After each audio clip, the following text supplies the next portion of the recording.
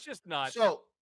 So since we mentioned right now about the Batman, this is another topic that I wanted to talk about because, of course, James Gunn again. Either it's true or it's not true. I really don't care because personally, and this is me. I'm one of the few people that actually I liked the Batman.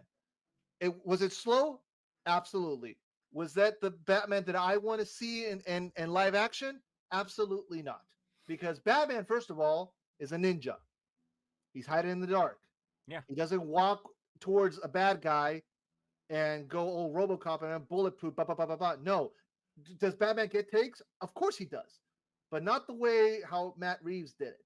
Didn't he like knock on the door to the Iceberg Lounge? Oh, you know what I call that?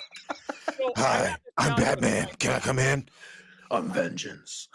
The Batman was a slow talking, slow moving, bomb on the face surviving, death, wingsuit Yeah, that right there. surviving, Yeah. knock on the front door of the Iceberg's Lounge. Batman. And Batman would never knock on the door of the Iceberg Lounge. And people will come at me and say, well, he's only in his second year. Yeah, you'd be even more covert than that. You're not just going to walk only that, the front door. And not only that, Mama Bear, she said it right here. The Batman who walks and no habla español. So you're telling me Bruce Wayne, who is one of the richest men in the DC world, if not the richest man in the DC world. So he's pretty much Tony Stark of DC. And well-educated, knows every single martial arts in history, and doesn't speak Spanish? Well, he doesn't. That's a different Bruce Wayne. Oh yeah, that's a different. Give him a break, man. He's only look. Give him a break, man. He's only in his like 6 weeks. Meanwhile, we had Snyder's Bruce he's Wayne, not there yet. who was speaking Icelandic, I believe. Like, yep. What a and contrast. Russian. And Russian, yeah. What a contrast. So, yeah. Wasn't Pattinson supposed to have been trained by Alfred, wasn't he? Yeah. Yeah. That's ridiculous. Why isn't Alfred out there kicking butt then? Right, because isn't that where he? I mean, obviously he's pretty schooled, but isn't that where he learned most everything? Yeah, from Alfred. Yeah. Well, Alfred was supposed to. Because Alfred was SAS. MI6. No, MI6. Yeah. But the thing is that version of Alfred didn't look like that. Like it didn't suit the MI6 version of Alfred. It didn't look like him. The version of Alfred I get in my head when I think about that is like the version we saw in the TV show Gotham. You had that version of Alfred in the Batman, then I could believe, yeah, this guy trained him. But not with what we got from was it Andy Serkis? Andy Serkis? Yeah. Not what, Andy Serkis, yeah. What we got from him, I didn't get that same vibe. It's like I can't in my head see this guy training this version of Bruce Wayne. So Batman was the worst part of the Batman. Both Bruce Wayne and Batman. Everything else was okay. I just think that's where they failed in that movie. Now, mind you, I forgot how do you spell his last name? Barry I think it's Keegan or Kogan. I don't think it's Kogan because is it? Well, Barry. Okay, we'll call him Barry. We'll call him Barry. Okay. One thing though, I did love the deleted scene of him as the Joker interacting with Batman in Arkham. I think those was one of those scenes where you see the psychology, how each one of them, Batman and the Joker, they mind fuck each other over and over and over and over again. And this scene, this deleted scene, paid off so well, just like in the Nightmare scene where Jared Leto's Joker is mind fucking Ben Affleck's Batman. That is the Joker. But think about it. Think of that Joker in that deleted scene. That was basically the Joker introducing himself. He's like, "This is I'm picking up a vibe from you. let's do this. I feel like this is gonna be something we're gonna carry on for quite some time. That's what that conversation was. Well, didn't If they you really look establish in at it. that scene that they had already known each other, that something had already happened? Well, in- he captured with him. yeah, he Yeah. captured him year one, and Mhm, then this movie was year two, mhm, from what I understand. mhm. So there was definitely a history there. My whole thing is, from what we saw of the Joker aesthetically, his look, I was not a fan of. I Yeah. do, I That do, I agree. Yeah. I I'm with you do there. enjoy. I do agree with what you said about the way it was shot and the mind fucking. It is very cinematic. It is very artistic. It was very well done.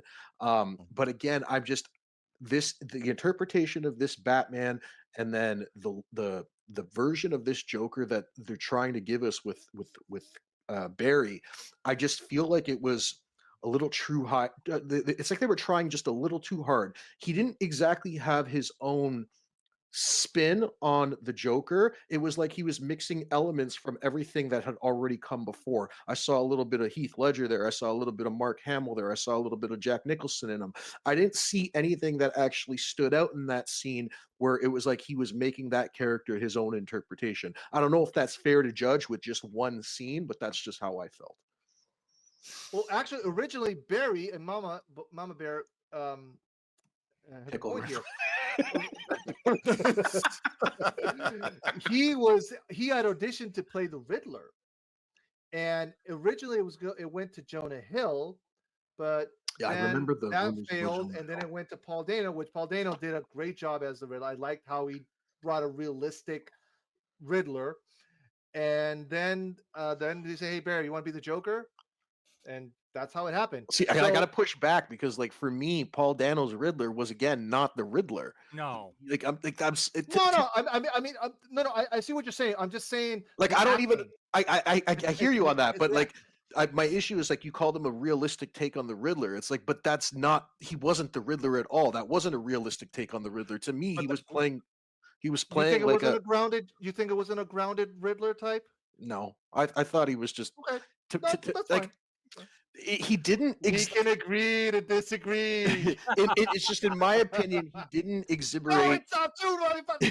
Go ahead. He didn't exhiberate the characteristics that I know of the Riddler from the 30-year history that I have with this Hmm. character.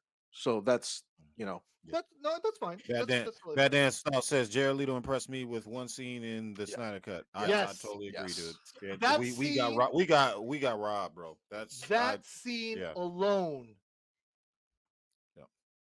did justice to Jared Leto's Joker. Yeah.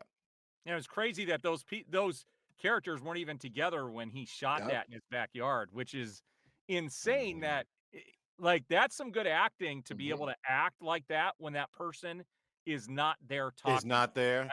That is Yeah. hard to do. And I mean, that dialogue between Batman and the Joker is just incredible. You could feel just how thick the air is between them. And wow, to find out they weren't even there together is just incredible. That's some Zack Snyder magic. That's what that is. Yeah. All right. So Yep. before we go on to the next topic, I just want to throw this drop because An overcooked calzone. what, Joker face Mouth is all chewed up and Okay, Osa, since you mentioned the Joker, we're gonna put the Joker. We live in a society where honor is a distant memory. By the way, who do you think screamed the loudest? The girl? Or the boy?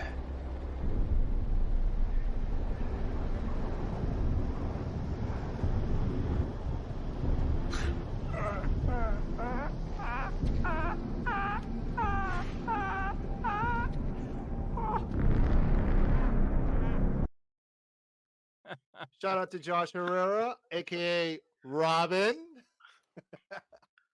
See what I mean, Aaron? We have people on the ground. That's what I'm telling you. Yeah. We have friends that go to these conventions and tell us shit, meet That's cool. people. Yeah. James Gunn, you can't fuck with us. I'm sorry. You cannot fucking fuck with us and lie to us and try to spin shit because we have friends, real fans. And I'm not going to say you're not a fan. Yeah, I'm sure you like comics. Sure. But you also think they're the most ridiculous thing on the face of the earth. Which, By your own words. Have you guys heard my analogy on that? No. No. So No, go ahead. I said, so he's now the CEO of DC, DC Studios, right? Mhm. Can you envision somebody doing something on social media saying, yeah, as a kid, I used to shop at Walmart with my family, and it was always the coolest experience to go into Walmart. But when I became an adult, I can't stand Walmart. It's like the most ridiculous thing ever. And then get hired as the CEO of Walmart. That's That's exactly pretty much what happened.